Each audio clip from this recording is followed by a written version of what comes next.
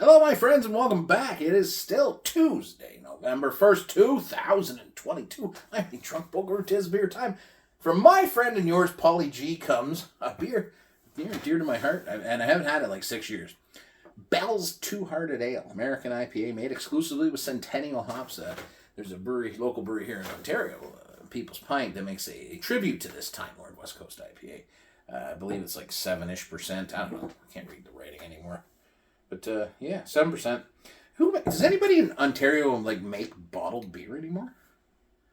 I remember I used to get Fracture in bottles and, Headstock in bottles, but anybody doing that? Anyways, thanks, Paulie, for bringing this back for me. Just because we have had Time Lord. I'm like, oh, it'd be fine. I should have saved a Time Lord. I did not. I drank them all.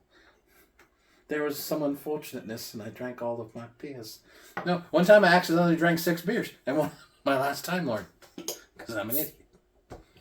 I don't care. I'm always happy. I like these beers that are somewhat iconic but West Coasty, right? This is kind of an iconic beer. I would say. I think we can say that with pretty good intentions there. But let's get into it. I mean, better than another machine brewer that that shall not be named.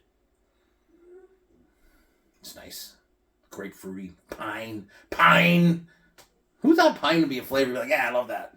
I do. Cheers. Thanks, Paulie.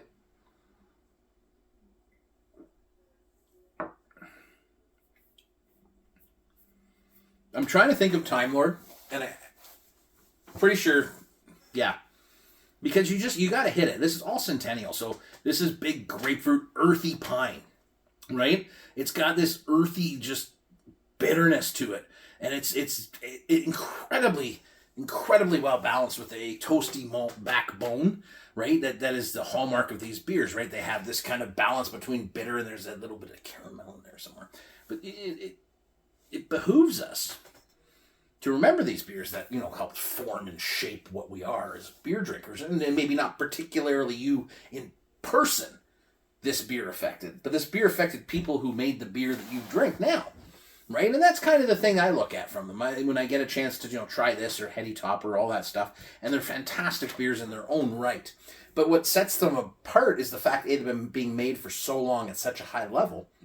And number 2, or B, did we start with A or 1? Now I forget. See, I get distracted myself. But the second thing, or part B of my conversation, is that they are still really good beers today and stand out in a market that is flush with a ton of beers, right? If you had this in Ontario, I think it would do well.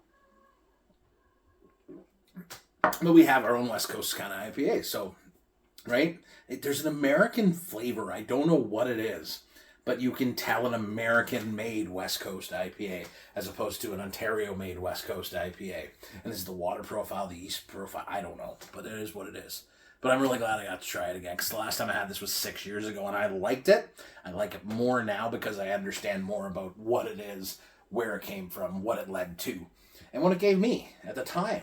2015 was the first time I had it. And then I had it a year later. And honestly, 6 years later, it is fantastic. Would you drink it right out of the bottle? I mean, I guess you could, but I like it in a glass. All right. Hope you guys are having a great day. I am. I mean, a terrible daytime, and there was just this thing. And I think it is something to be aware of with yourself if you're somebody like me who can tend to lean into the bottle a little much if you're having a bad day. And just make it fun. Have some fun with your beers. And then, you take your time writing about beer, and then the next thing you know, it's time to go to bed, and you've only had 2 beers. So, yeah. That's what I do. I use beer to relax, but I also use it to kind of let go of a crappy day. So thank you, Paulie. This made my day. Fantastic. 2 good beers today. That's awesome. I'm a happy guy. Hope you guys are doing well. Cheers, my friends. See you later. And by later, I mean tomorrow, because tomorrow's my Friday, so let's get excited about that.